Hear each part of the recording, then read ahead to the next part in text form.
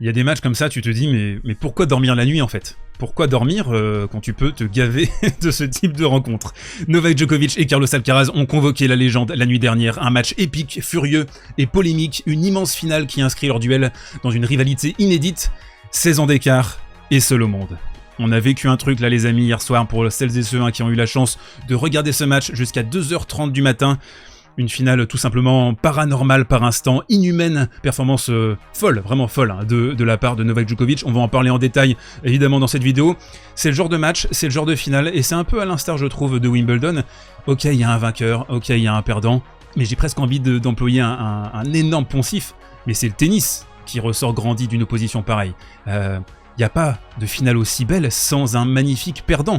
Et Novak avait été superbe dans le rôle de perdant magnifique à Wimbledon. Et bien là, on a eu un perdant encore une fois magnifique en la personne de Carlos Alcaraz. Dans un premier temps, je vous propose de revenir en détail sur cette finale, analyser le niveau pur de cette partie. Est-ce que c'était le match de la saison, l'un des matchs de la saison? On va le déterminer ensemble, bien entendu. Le deuxième point de cette vidéo sera consacré au metagame de Novak Djokovic. Je pense que c'est un point qui est très important, qu'on doit discuter parce que ça a eu vraiment un impact sur cette finale, et on terminera avec Novak Djokovic, Carlos Alcaraz, seul au monde et sauveur du tennis. Cette vidéo est sponsorisée, et oui, par Winamax, les Winamis de Winamax qui sont là évidemment pour les moments forts de la saison 2023, et cette vidéo en est un, évidemment. Alors, vous avez une petite descente d'organes cette semaine. On va passer de la finale de Cincinnati à Winston-Salem, mais c'est aussi ça le tennis, c'est la beauté du tennis, de transitionner entre un Masters 1000, un ATP 250 et un Grand Chelem la semaine prochaine.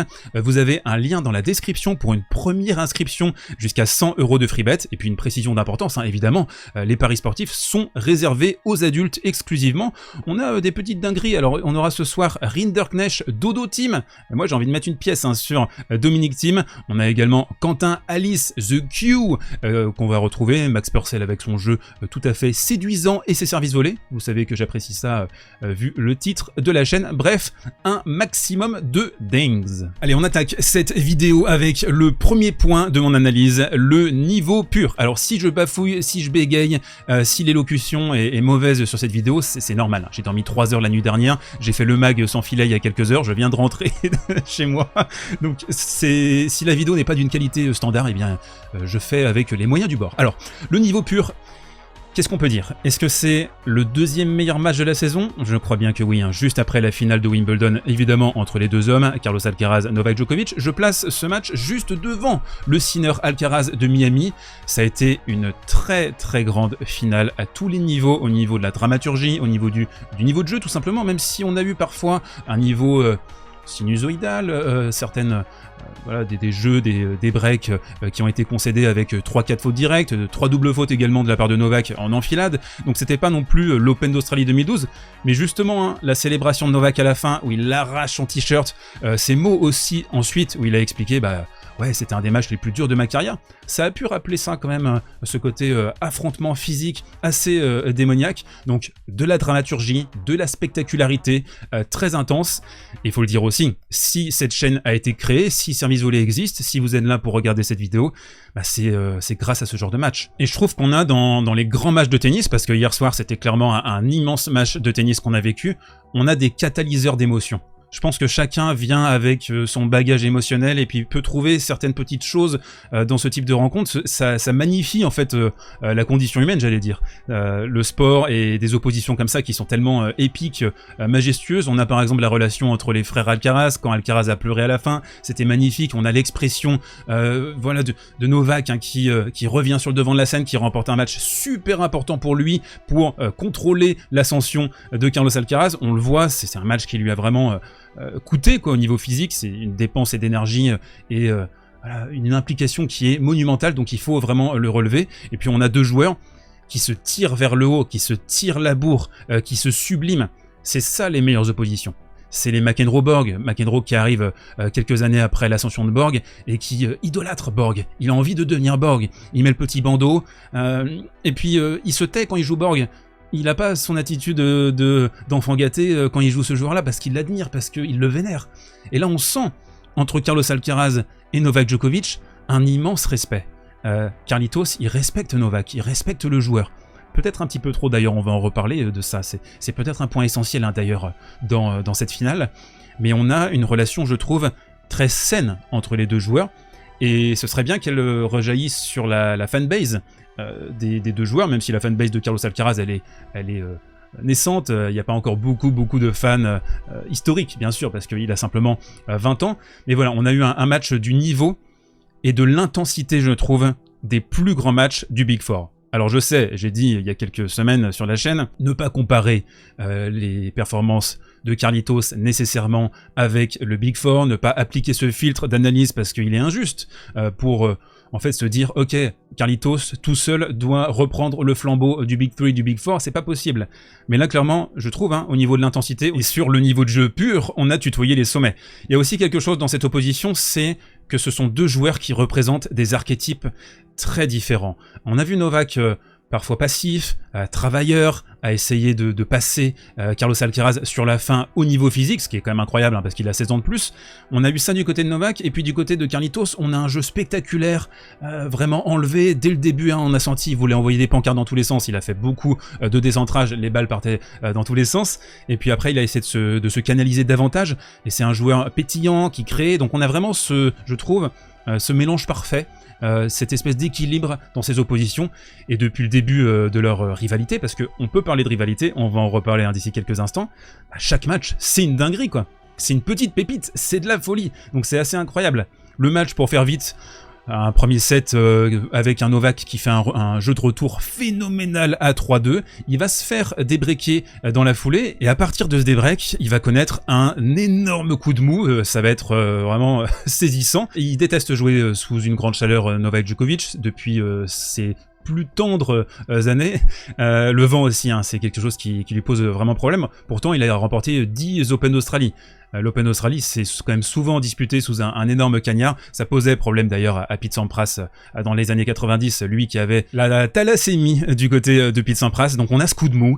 On va avoir une scène irréelle. Bon, on en a déjà pas mal parlé, hein, mais le créatina envoyé à son clan qui comprenait pas qu'il avait besoin de sa créatine. La créatine qui est un produit controversé hein, depuis les années 90, qui a été utilisé, il me semble, par Zinedine Zidane et Didier Deschamps à la Juventus de Turin. Je crois que c'est en 98-99 avec des histoires aussi hein, assez sombres au niveau du cyclisme, donc ça m'a étonné que ce produit soit évoqué comme ça ouvertement de la part de Novak, mais en tout cas voilà, il a un énorme coup de mou, il va sortir, alors j'ai calculé, hein, j'ai mis mon chrono, 7 minutes entre le 7-1 et le 7-2, et puis on aura également un MTO à 2-1 quand il va se faire breaker dans la deuxième manche, et là vraiment on a un Novak qui est complètement bouilli. On avance, on est désormais dans la deuxième manche, 4-3 pour Carlos Alcaraz, service à suivre, il a toujours le break dans la poche, et puis là bah, il va faire un jeu horrifique, 4 fautes directes assez grossières, et à ce moment-là, Novak va se transfigurer, se transformer, et il va vraiment prendre l'ascendant, je trouve. Alors c'est pas d'une manière forcément très nette, très évidente, les joueurs étaient encore coude à coude pendant très longtemps, et en fait jusqu'à la fin de la partie, mais Novak est en train de grappiller petit à petit, le couteau entre les dents, vraiment en mode guérilla Djokovic à ce moment-là. On se retrouve du coup ensuite dans le tie-break de la deuxième manche avec une balle de titre pour Carlitos, et là qu'est-ce que fait Novak? Il va convoquer son énorme service coup droit terminé, bonsoir, il remporte le tie-break de la deuxième manche. À ce moment-là, un set partout, on a basculé dans la folie, dans le paranormal, c'est absolument génial, et puis on va avoir, les amis, un troisième set de légende au niveau du tennis, au niveau de la dramaturgie, au niveau de l'intensité mise par les deux hommes, j'allais dire les deux, les deux animaux, donc vraiment incroyable. Le jeu du débreak, alors Novak va faire le break, hein. Le jeu du débreak à 5 partout, il faut que vous le revoyiez ce jeu, il est phénoménal, il est fantastique. 4 balles de titre sauvées de la part de Carlitos à ce moment-là. Novak qui va réussir à s'imposer au finish dans le tie-break de la troisième manche. Mais vraiment un match époustouflant au couteau, avec toutes les émotions qu'on adore vivre. On enchaîne avec le deuxième point, le metagame. Un point un peu plus polémique, mais c'est important d'en parler. On a déjà commencé à en parler d'une manière subrepticement. Je raconte n'importe quoi, les mots sortent de ma bouche au hasard. Si vous aimez cette vidéo, d'ailleurs, n'hésitez pas à la pousser et à vous abonner, qui part dans tous les sens. Donc, 7 minutes 2 pauses pisil entre la première et la deuxième manche, ok, très bien. Et entre la deuxième et la troisième manche, nous avons 8 minutes de pause. Le règlement, il est très clair. Vous regardez le rulebook de l'ATP, c'est écrit noir sur blanc. Un match en 2 sets gagnants, vous n'avez le droit qu'à une seule pause toilette. Carlos Alcaraz est sorti combien de fois pendant ce match? 0. Novak Djokovic est sorti combien de fois pendant ce match? 2 fois. Pourquoi il est sorti 2 fois? Parce que l'arbitre l'a laissé faire. Pourquoi l'arbitre l'a laissé faire? Si le règlement s'est marqué une fois. Alors, je sais que certains, et surtout les pro-Novak, qui vont me dire, oui, bah écoute, SV, bon, il faisait très chaud, voilà, c'est bien que l'arbitre laisse aux joueurs, en plus de 36 ans, aller se ressourcer, prendre sa douche peut-être, on sait pas ce qu'il a fait, et revenir frais comme un gardon. Pour l'intérêt du jeu et du spectacle, c'est très bien. Et moi, je suis d'accord avec ça, c'est vrai, c'est juste. Je pense que le spectacle dans le 3e set a été magnifié par le fait que Novak, on le sentait d'attaque, et c'est même lui qui a fait plier physiquement et au niveau de la dureté de son jeu Carlitos, mais il y a aussi un point qui est important. Pourquoi Novak sort? Pour se refaire la cerise? Pourquoi il demande de sortir une deuxième fois alors qu'il sait que c'est interdit? Parce qu'il abuse un petit peu de son statut? Je pose la question, je vous pose la question. Vous pensez qu'il abuse de son statut? Vous pensez qu'il demande? Et vous pensez qu'il connaît pas, Novak, le règlement sur t'as le droit qu'à une seule pause? C'est une vraie question. Donc c'est quoi en fait? Eh bien c'est l'histoire éternelle du sport de haut niveau, et même, j'ai envie de dire, ça s'étend à d'autres domaines, c'est que les meilleurs ont toujours des privilèges. Voilà. Et Novak a utilisé ce privilège, a utilisé sa réputation pour, entre guillemets, forcer quelque chose dont il sait que bah, c'est pas autorisé. Donc ça, toute cette partie, je dirais que c'est plutôt récupération, et c'est aussi un petit peu metagame. Mais il y a aussi vraiment toute cette partie metagame avec les mimiques, la manière de se tenir, on l'a vu se jeter une bouteille d'eau sur la tronche. Donc en fait, je pense qu'il a fait un peu comme il avait géré le match contre Tsitsipas à Roland-Garros en 2021. Dans quelle mesure, en fait, on passe d'un joueur qui est à l'article de la mort à la fin du premier, début du deuxième, et qui va renaître de ses cendres soudainement après. Alors oui, il y a le deuxième souffle, oui, tu peux récupérer ton énergie, etc. Et oui, peut-être que tu peux réussir à plier physiquement un mec aussi, Carlitos, franchement, au niveau du développement physique et au niveau du développement de son corps, il y a des choses voilà, qui ont été sidérantes de son côté quand on voit la brindille que c'était il y a 2-3 ans. Donc voilà, c'est un match, je trouve, et je le disais également dans le mag ce matin, c'est un match qui encapsule la carrière de Novak Djokovic avec ce don, cette science, et là c'est vraiment, je le répète, hein, c'est le meilleur joueur de l'histoire à ce niveau-là, dans l'instinct de survie, et on peut peut-être regrouper hein, ce qu'on vient de dire dans cette grande famille, c'est l'instinct de survie de Novak, c'est un gars vraiment, tu le laisses dans une jungle à poil, il revient le lendemain avec les poches bourrées de pesos et un cigare au bord des lèvres. Voilà, c'est ça. Le cigare au bord des lèvres, c'est autre chose. mais c'est ça, quoi. C'est sidérant avec lui, quoi. C'est vraiment admirable. Troisième et dernier point de cette analyse, Carlos Alcaraz et Novak Djokovic, les sauveurs du tennis. Point d'interrogation. Alors en fait, non, c'est point d'exclamation. Je trouve qu'ils sont véritablement seuls au monde. C'est eux deux et le reste du monde. Et c'est ça aussi, parce qu'en fait, comment dire ça? Ils jouent tellement bien, ils jouent tellement un autre sport que les autres, que on aura envie que ce soit, enfin que tous les matchs soient comme ça. Vous comprenez un peu l'idée. Alors pas forcément ce niveau-là, mais approchant. Et c'est pas simplement au niveau de la technique, de la tactique. C'est juste que ces gars-là, ils font plus, ils tentent plus. Des services volés sur deuxième de la part de Novak Djokovic pour survivre. Carlitos qui se jette à la volée, qui envoie des pancartes, qui est très spectaculaire. On aura envie que certains autres joueurs se mettent dans ce sillage-là. Alors je dis pas de jouer à ce niveau constant pendant quasiment 4 heures, mais de proposer des choses similaires. Stefanos l'a fait pendant un moment. J'ai trouvé que Stefanos était l'un de ces joueurs, épiques, qui était capable de générer des matchs frissons. On a vu des Alcaraz Tsitsipas qui étaient assez extraordinaires. Et pour revenir aussi sinon sur quelque chose qu'on a dit cette semaine par rapport à cette génération justement, donc c'est vrai que si on enlève Carlos Alcaraz, Novak a... on va dire une concurrence relativement limitée, pour le dire d'une manière sympathique, c'est la même chose pour Carlitos, en fait. Lui, ayant 20 ans, n'ayant pas encore construit son palmarès, mais c'est la même chose. Mais pour en fait revenir sur le point essentiel, tous les succès de Novak Djokovic, où il battra Carlos Alcaraz d'ici la fin de sa carrière, seront magnifiés. Sa victoire à Roland-Garros, elle est magnifiée. Sa victoire à l'Open Australie, je suis désolé de le dire comme ça, mais elle a moins de charme, elle a moins de valeur, elle a moins de puissance que ce qu'il a réussi à faire à Roland-Garros, même si la finale contre Ruud, bon, évidemment, elle a été expédiée. Mais les victoires d'Alcaraz, elles sont aussi magnifiées par le fait de battre Novak.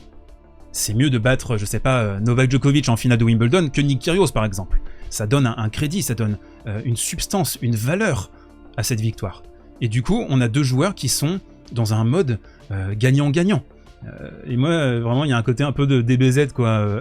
le vieux maître sensei en la personne de Novak Djokovic, et l'élève, voilà, Sangwan en la personne de Carlos Alcaraz, qui veut apprendre, qui apprend très vite, qui voit comme ça ce joueur, cette icône, mais qui le respecte dans le bon sens. Et c'est ça aussi, parfois, moi, ce qui peut m'agacer avec la nouvelle génération, c'est qu'on a une peur de l'aura de ces joueurs-là, des Nadal, des Novak, mais on a aussi un respect beaucoup trop important.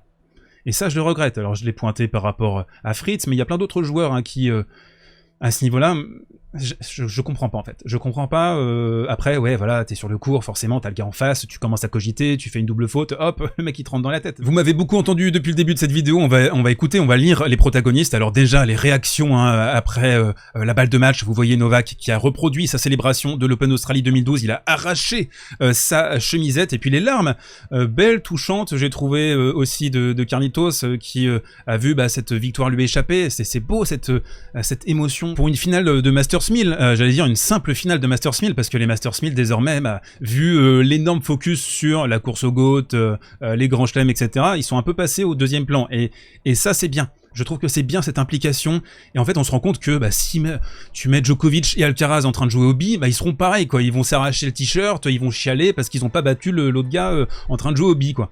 Je trouve la plus belle déclaration elle est ici, Djokovic qui a dit ensuite Alcaraz supporte si bien la pression, n'oublions pas qu'il n'a que 20 ans, il me rappelle Nadal à son meilleur parce que comme avec lui, chaque point est une bataille et chacun de nos matchs va au bout de la distance, 3 ou 5 sets. Novak qui continue, c'était dingue. Je n'ai pas beaucoup joué de matchs comme ça dans ma carrière. C'est beau, hein, franchement, c'est un hommage que Novak dise ça, je trouve.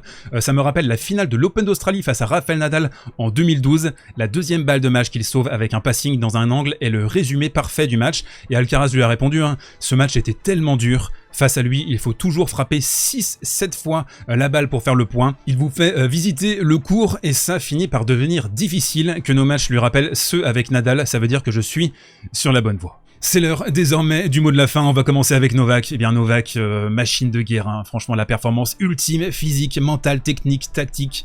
Ce gars-là, il est pas fait du même métal que les autres, c'est vraiment le joueur ultime, moderne, Novak. Très clairement, il a tous les outils, il a toutes les ressources, il va toujours revenir. Pour battre ce mec-là, il faut faire quelque chose d'extraordinaire. Vraiment, il te l'exige de toi, quoi. Il te demande, ok, très bien, t'es très bon, tu vas devoir être génial pour me battre. Même si moi, je peux laisser filer un tout petit peu le match, 3, 4, 5, 6, 7 jeux, mais il va revenir, il va rebondir, et franchement, juste pour ça, et pour toute sa carrière, et pour, on l'espère, des années encore, chapeau quoi. Chapeau parce que c'est un joueur absolument fantastique, avec certaines parts critiquables, comme les autres joueurs, comme Roger, comme Rafa, comme Andy, comme Tsonga, comme tous les autres joueurs. Il n'y a pas de fanboyisme sur cette chaîne, on adresse les problèmes, on relève également les bons points, et Novak en a beaucoup, c'est un joueur avec des contrastes, mais c'est aussi pour ça qu'il est si fascinant. Du côté de Carlos Alcaraz, je pense que ce sera une défaite fondatrice et importante sur une scène intermédiaire. Alors on l'a vu toucher forcément, mais je pense que ça va lui éviter d'arriver à l'US Open avec l'énorme pancarte de favori, donc il va pouvoir avancer. En plus, bon, il fait un tournoi quand même assez moyen pour arriver jusque-là. Il sauve une balle de match contre Hubert Hurkacz. Et puis, il trouve son meilleur niveau de jeu sur la finale. Et c'est ça aussi la force des grands. C'est que il joue moyen, il avance dans le tournoi, bon an, mal an. Et puis, quand ça compte, on arrive à hausser son niveau de jeu. Donc franchement, on n'a qu'une envie, c'est de retrouver ces deux hommes en finale de l'US Open. Donnez-moi votre avis dans les commentaires. Comment est-ce que vous avez vécu cette finale? Est-ce que vous avez veillé comme moi jusqu'à 2h35 du match? Je crois que ça a terminé. En tout cas, c'était assez incroyable. Et quand on voit ce genre de match, on a envie de se dire quel plus beau sport que le tennis.